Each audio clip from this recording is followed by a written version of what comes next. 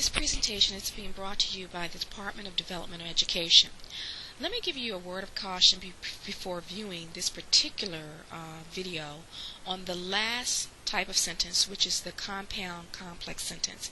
If you have not watched the video on how to develop simple sentences, compound sentences, and complex sentences, you need to stop watching this video right now because you'll get very confused. This is the shortest of all of the videos because it builds on the other three videos. In other words, I will not be teaching you how to develop a compound sentence, nor will I be teaching you how to develop a complex sentence because those two things have already been discussed in previous presentations. This video is simply going to explain to you how to join those two types of sentences together to form the compound complex sentence. Okay, so it makes the assumption that you know how to do all of the other things first. The other thing that I'll say to you is this: I would encourage you or discourage you from writing these types of sentences until you feel and your teacher feels that you are very competent in writing both simple, compound, and complex sentences. In other words, writing a compound complex sentence can really confuse you quite a lot if you don't have a strong grasp of the other three. It is also not a necessary sentence for you to write. That means that it doesn't, it adds to your writing, but it's not that it's necessary. You can still be a good writer by focusing on the other three. So again, I only want you to use compound complex sentences on the very advanced level because I don't want you to get frustrated and I don't want you to get confused. Okay? So having said all that, and if you meet those qualifications that your teacher thinks that your writing is strong enough, feel free, come on and watch this particular short version of the compound complex sentence. The compound complex sentence is made from two independent clauses and one dependent clause. Okay?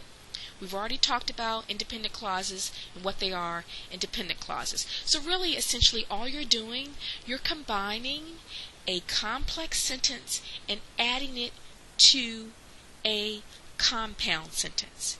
You may recall in the previous videos that especially when we were talking about complex sentence construction, I was telling you that a lot of complex sentences begin with a subordinate conjunction or subordinate clause first, right? As in this sentence, as you can identify. Although it's raining outside, and you remember the comma goes after the clause. So although it's raining outside, we are still going to the park, but I'm not sure what time we will get home. If you recall, when we were constructing complex sentences, we only had one independent clause following the subordinate clause, right? Remember that? Although it was raining, we're still going to the park, and then we would have a period here. So the only difference now is that instead of adding one independent clause to it, we're adding another, or rather, we're adding a compound sentence to an existing dependent clause or incomplete thought.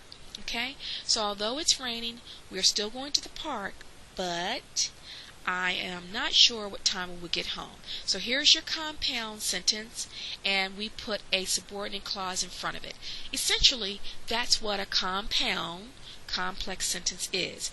So look at it. The easiest way I can describe this to you is that you can write a compound sentence and add a subordinate clause to it, and you have a compound complex sentence.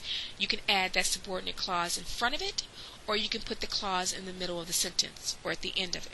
Okay? Let's look at another example. Even though, we know that even though is on the list, right, of subordinate conjunctions. So you're now going to create, if you use it at the beginning of the sentence, right, that means you're creating a subordinate clause, and a comma must follow the end of that clause. So let's find the end of the clause. Even though it's raining outside, what? Comma. Oh, there's a big clue. There's a subject. That's our new sentence. So you have a compound sentence. We're still going to the park. However, I am not sure what time we get home. And you remember how to construct compound sentences. You know that's a compound sentence that goes from here to there, right? And there is my subordinate clause right here. Even though it's raining, you've already learned why that comma needs to go there. And here's your whole nother sentence. There's two of them. Your compound sentence that's following it. So if you notice that example number 1 and example number 2 are exactly the same, they're punctuated the same, right? And that's what, if you remember in that very first video on simple sentences, I was telling you that if you learn the 4 types of sentences, a lot of your punctuation issues go away. Now, here is an example of the subordinate clause coming in the middle of the sentence.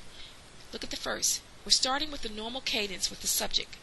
We are still going to the park. That's one part of the sentence, right? Although it's raining outside. Okay? That's your subordinate clause. See it? But I'm not sure what time we'll get home. That's the second part of the sentence.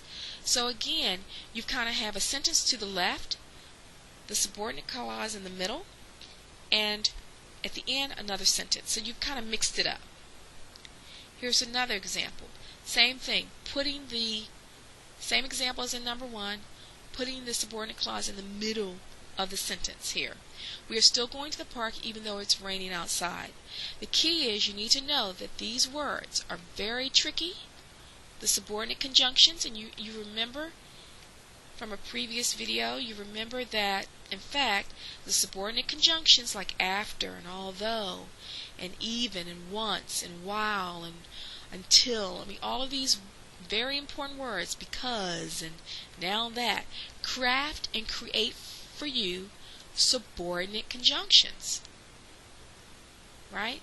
And they can be very tricky because they set up incomplete thoughts and ideas, and they can create, if you're not careful, you can create a fragment if you punctuate it improperly by putting a period behind an incomplete, a subordinate clause.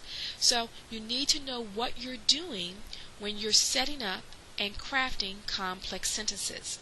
So that, believe it or not, that's the end of our presentation. I just wanted to introduce this concept to you, but I also wanted to throw a word of caution at you as well, and that is, please do not begin to structure and craft these sentences until you and your instructor feel confident that you understand how to write strong simple sentences, strong compound sentences, and strong complex sentences. For more information on compound and complex sentences, please seek help from your instructor or the developmental writing tutor.